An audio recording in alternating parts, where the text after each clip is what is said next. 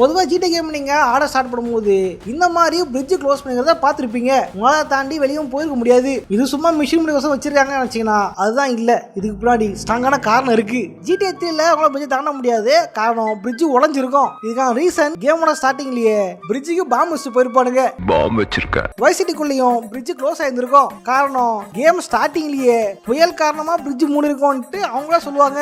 தடங்களுக்கு வருந்துகிறோம். வைசிட்டியில் நிலவும் கடும் சூறாவளி எச்சரிக்கை காரணத்தினால் பாலங்கள் மற்றும் சிறு சாலைகள் தற்காலிகமாக மூடப்படுகிறது. சூறாவளி எச்சரிக்கை இருப்பதால் வைசிட்டி மக்கள் பாதுகாப்பாக இருக்கும்படி கேட்டுக்கொள்கிறோம். விரைவில் புதிய அறிவிப்புகள் அறிவிக்கப்படும்.